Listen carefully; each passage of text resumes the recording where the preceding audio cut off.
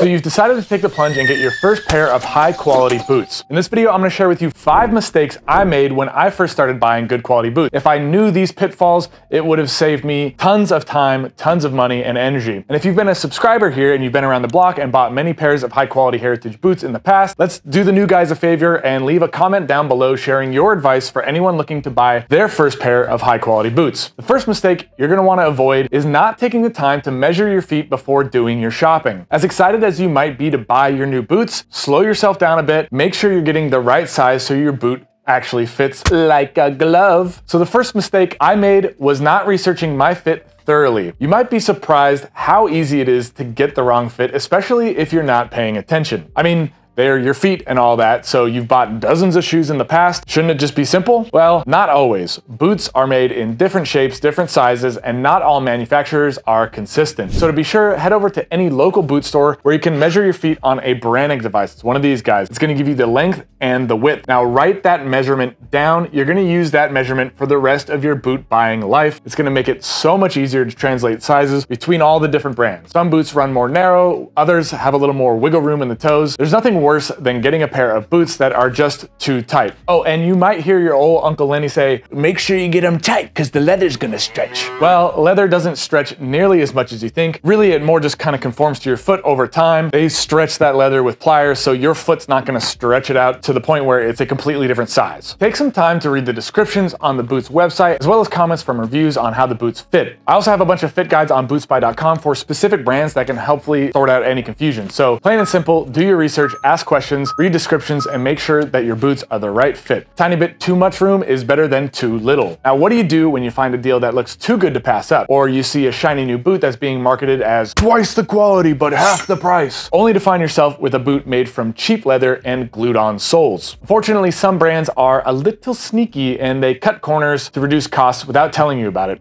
or at least without being super clear about it. So pay attention to the construction details of your boots. It might look like they're made with the same stitching as high quality boots, but really they're just for show and they're just glued together. It's annoying, but it's the sad truth. Mistake number 2 I made when searching for my first pair of high quality boots was being seduced by low prices that seemed too good to be true. A general rule of thumb is that if it costs less than $150 brand new, then it's probably going to be cutting at least one major corner somewhere. So usually that's the welt at the base, the leather quality, or maybe it's the insole. Some of the brands personally I have stayed away from: Portland Leather, Blundstone, and honestly a lot of brands that I've noticed in the past that are subpar, and I'd mention it, they just don't maintain a lot of traction, so it's almost not even worth mentioning. Some brands that I really like for a first pair of really high quality heritage style boots: Grant Stone, Thursday, Beckett Simonon, Red Wing. There's tons of other great brands too. I'm sure some of the other experienced boot buyers that are watching this video right now, they're gonna throw some of those brands down in the comments to help people out. So let's say you know what you're gonna get, you know what your size is, but then you pick a really unique boot that only works in a specific situation, but it's not ideal for your lifestyle. Mistake number 3 is getting a specific boot that you're never gonna wear. I have other videos that go into depth on what the best first boot you can get is, but to give you a short version, I recommend getting a medium chocolate brown leather boot in the service boot style as your first high quality boot. This color, this style is the most versatile option you can get. This color matches olive, navy, indigo, black, any color pants you're actually gonna wear, and the style can fit between that casual and rugged, depending on